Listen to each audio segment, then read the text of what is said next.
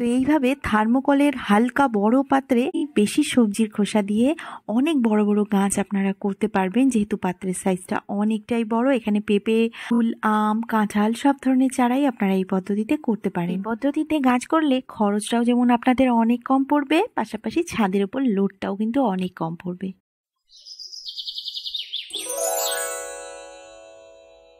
ছাদ বাগানে ফুল সবজির গাছ তো অনেকেই করেন, কিন্তু ছাদের ওপর বড় ফলের গাছ কিন্তু অনেকে করতে ভয় পান, কারণ ছাদের ওপর অতিরিক্ত ওজন পড়ার ভয়, কারণ অতিরিক্ত মাটির ব্যবহারে ছাদের ওপর ওজনটাও বেশি পড়বে, আর বড় পাত্রের অভাবের জন্য। তো আজকের ভিডিওতে আপনাদের ছাদের ওপর বড় গাছ কিভাবে করবেন সেটাই দেখাচ্ছি। তো এখানে বড় গাছ করার জন্য অবশ্যই তো আমাদের পাত্রটাও বড় দরকার, আর বড় পাত্রের মধ্যে সবথেকে সস্তা কিন্তু এই মাছের কার্টুনগুলো। এগুলো আপনারা মাছ বাজারে খোঁজ নিয়ে আসতে পারেন। অনেক কার্টুন আছে নষ্ট হয়ে যায়, তা কিন্তু তারা ফ্রিতেই দিয়ে দেন, আর এটা কিন্তু একদম হালকা। তো সর্বপ্রথম এই কার্টুনগুলোর নিচে তো অবশ্যই ড্রেনেজ হোলটা আমাদের করে নিতেই হবে। এগুলো থার্মোকলের কার্টুন আছে, যার জন্য ওজন একদম কম আর ছিদ্র করতেও অনেক সহজ। ঝোলের ওপর আমি একটা বস্তা দিয়ে দিচ্ছি ছেঁড়া, যাতে মাটি ঠাটি বা কোনো কিছু এর ড্রেনেজ হোল দিয়ে বেরিয়ে না যেতে পারে। আর চিরাচরিত তো সেম পদ্ধতি, আমি এই কার্টুনটা ভর্তি করার জন্য ব্যবহার করছি সবজির খোসা, শুকনো পাতা। এগুলো কিন্তু মাটির তুলনায় অনেক হালকা, আর এগুলো অ্যাভেলেবেল হয়েও যায় আমাদের বাড়িতে সব সময়। একদিনে তো এত বড় কার্টুন আপনারা ভরতে পারবেন না, তো এটার জন্য আপনাদের একটু সময় সাপেক্ষ করতে হবে, একটু ধৈর্য ধরে রোজ গাছের শুকনো পাতাগুলোকে কালেক্ট করে এর মধ্যে ভরতে হবে। এছাড়া বাগানে যেসব গাছগুলো আমরা তুলে ফেলে দিই, এই যে এখানে আমার একটা মিষ্টি কুমড়ো গাছ, এটা নষ্ট হয়ে গেছে, আমি তুলে ফেলে দিচ্ছিলাম, এমন শুকনো গাছ, ডালপালা যা হবে সব কিছুকে এই কার্টুনের মধ্যে আপনাদের কালেক্ট করে রাখতে হবে। এগুলোর সাথে এর মধ্যে কিন্তু আপনারা বাগানের ঝাড় দেওয়া ধুলোবালি আর পুরনো কাগজ যদি থাকে বা পিসবোর্ড কার্টুন যেগুলো থাকবে সেগুলোও আপনারা জমাতে পারেন। তো কিছুদিন রাখার পর দেখুন সবজির খোসাগুলো এরকম পচে একটা পুষ্টিকর খাবার তৈরি হয়ে যাবে। তো এইভাবেই কিন্তু আপনারা কম্পোস্টও তৈরি করতে পারেন।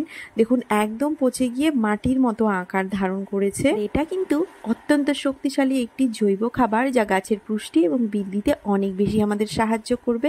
তো এইভাবে মাটি তৈরি করে নিলে আমাদের কিন্তু গাছের যেমন পুষ্টিটাও পাওয়া যায়, তেমন কিন্তু এই মাটিটা অনেকটা হালকা। তবে এত স্ট্রং খাবারের ওপর আমরা গাছ বসালে অনেক সময় গাছটা জ্বলে যাওয়ার চান্স থাকে, তাই একে একটু পাওয়ারটা কমানোর জন্য আমরা একটু মাটি ব্যবহার করব। তো এখানে আমি নর্মাল গার্ডেন সয়েল নিয়ে নিচ্ছি, আর মাটিটা একটু আঠালো হওয়ার জন্য এতে আমি কিছুটা পরিমাণ বালু মিক্স করে দিচ্ছি। এরই সঙ্গে আমি দিয়ে দিচ্ছি কিছুটা পরিমাণ গোবর সার, দিয়ে দিচ্ছি 2 মুঠের মতো নিম খোল, আর এরই সঙ্গে দিয়ে দিচ্ছি 1-1.5 মুঠের মতো শিং চাঁচা। এগুলোর সঙ্গেই দিয়ে দিচ্ছি বেশ কিছুটা পরিমাণ ছাই গাছের গোড়ার মাটিকে ফাঙ্গাস মুক্ত এবং পোকামাকড় মুক্ত রাখতেও সাহায্য করে, পাশাপাশি ছাই কিন্তু গাছের পুষ্টিতেও অনেক সাহায্য করে। এবার সবকিছুকে খুব ভালো মতো মিশিয়ে নিতে হবে। পাত্রটাকে আমরা বেশি অর্ধেক সবজির খোসা দিয়ে ভর্তি করেছিলাম, আর বাকি যে ফাঁকা অংশটা রয়েছে সেটাকে আমরা এই মাটিটা দিয়ে ভর্তি করে নিলাম। আর এইবার পাত্রটাকে আমরা 2-3 দিন এইভাবে ঢেকে রেখে দেবো। ফিরে এলাম 4 দিন পর। মাঝে খুব বৃষ্টি হয়েছিল, যার জন্যে মাটিটা এরকম বসে গেছে। যাক, একদিকে উপকার হয়েছে, বৃষ্টিতে মাটিটা বসে একদম সেট হয়ে গেছে। এইবার আমরা আজকে এই মাটিটার মধ্যে চারা বসিয়ে দেব। এখন ওপরের মাটিটাকে একটু খুঁড়ে নিলাম, আর মাঝখানটাতে একটা গর্ত করে নিচ্ছি চারাটাকে বসানোর জন্যে। আরও একটি থার্মোকলের কার্টুন, যেটাতে আমি প্রচুর সবজির খোসা দিয়ে ভর্তি করে কিছু টমেটোর চারা করেছিলাম। তো সেই সবজির খোসার মধ্যে হয়তো এই পেঁপের বীজটা ছিল, যার থেকে একটা পেঁপের চারা হয়েছে। তো চারাটা অনেকটাই বড় হয়ে গেছে, বহুদিন ধরেই লক্ষ্য করছিলাম। তবে আজকে এই চারাটাকে তুলে নিয়েই আমি সেই পাত্রে আলাদাভাবে বসাচ্ছি। আর এখানে টমেটো গাছগুলোও কিন্তু নষ্ট হয়ে গেছে, তাই এখনই আমি এই পেঁপের গাছটাকে তুলে নিচ্ছি। আর টমেটোগুলো পাকারই আমি অপেক্ষা করছিলাম, কারণ এই পেঁপে গাছটাকে তুলতে গেলে পাশের টমেটো গাছটাও নষ্ট হয়ে যেতে পারে। মাটিতে গাছ করার তুলনায় সবজির খোসার মধ্যে গাছ করলে গাছের গোড়াটা কিন্তু অনেকটাই নরম থাকে, কারণ সবজির খোসাগুলো একদম হালকা এবং ঝুরঝুরে থাকে, আর এর থেকে গাছ তোলা কিন্তু অনেক সহজ। তো গাছের রুটটাকে আমি কোনো রকম ক্ষতিগ্রস্ত না করেই খুব আলতো করে মাটিটাকে সরিয়ে নিলাম। সবজির খোসা দিয়ে তৈরি করা মাটি অনেক হালকা আর ঝুরঝুরে হওয়ার জন্য এই কাজটা কিন্তু খুবই সহজ হচ্ছে।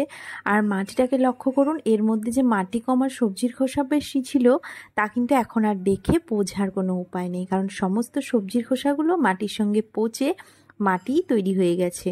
তো পেঁপের চারাটাকে আমি মাটি থেকে একদম তুলে আলাদা করে নিলাম। তো আমি এখানে পেঁপের চারা বসাচ্ছি, আপনারা কিন্তু যে কোনো ধরনের ফল গাছকে এই পদ্ধতিতে বসাতে পারেন। পেঁপে গাছ করা ছাদ বাগানে খুবই সহজ, এর আলাদাভাবে সেরকম কোনো পরিচর্যার দরকার পড়ে না। তাই আপনারা যদি নতুন ফল গাছ করতে চাইছেন তাহলে কিন্তু পেঁপে গাছ দিয়ে শুরু করতে পারেন।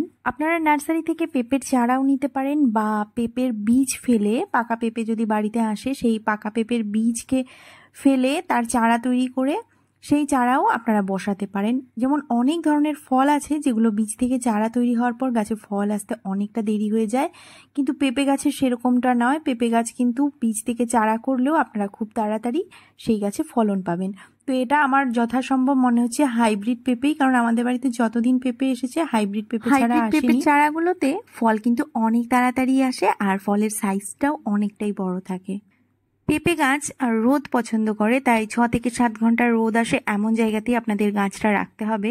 আর যেহেতু এই পাত্রটা অনেকটাই বড় আর অনেকটাই ভারী, আর এটাকে টানাটানি করা কিন্তু অতটাই সহজ নয়, তাই আমি রোদেই চারাটাকে বসালাম। আর রোদে যখনই আপনারা চারা বসাবেন তখন কিন্তু অবশ্যই আপনাদের সন্ধ্যাবেলার দিকে বা বিকেলবেলার দিকে চারাটা বসাতে হবে, তাহলে দুপুরের কড়া রোদ গাছে লাগবে না আর সকাল হতে হতে গাছটা মোটামুটি সেট হয়ে যাবে। তো কথা বলতে বলতে চারাটাকে আমি বসিয়ে নিয়েছি আর এখানে তারপর খুব ভালো করে জল দিয়ে দিচ্ছি।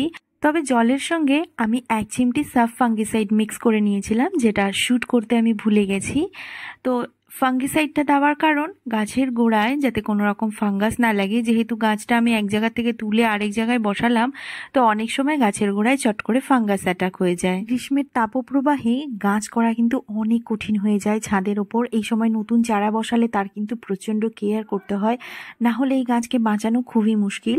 তাই ছোট্ট চারা বসানোর পর আপনারা সবসময় মাটিটাকে ভেজা রাখার চেষ্টা করবেন কিছুদিন পর্যন্ত, মানে 3 থেকে 4 দিন পর্যন্ত, যাতে গাছটা চট করে শকে না যেতে পারে। তো এইভাবে থার্মোকলের হালকা বড় পাত্রে আর অল্প মাটি, বেশি সবজির খোসা দিয়ে অনেক বড় বড় গাছ আপনারা করতে পারবেন, যেহেতু পাত্রের সাইজটা অনেকটাই বড়। এখানে পেঁপে, আখ, ডালিম, কুল, আম, কাঁঠাল সব ধরনের চারাই আপনারা এই পদ্ধতিতে করতে পারেন। পদ্ধতিতে গাছ করলে খরচটাও যেমন আপনাদের অনেক কম পড়বে, পাশাপাশি ছাদের উপর লোডটাও কিন্তু অনেক কম পড়বে। তো আশা করছি আজকের ভিডিওটি আপনাদের অনেক উপকারে লাগবে।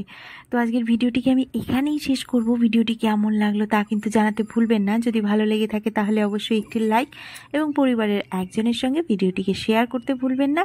আর হ্যাঁ, যাবার আগে অবশ্যই আমার চ্যানেলটিকে সাবস্ক্রাইব করে যাবেন। আপনাদের সঙ্গে আবারও দেখা হচ্ছে আরও অন্য কোনো নতুন ভিডিওতে। ততক্ষণের জন্য ভালো থাকবেন, সুস্থ থাকবেন।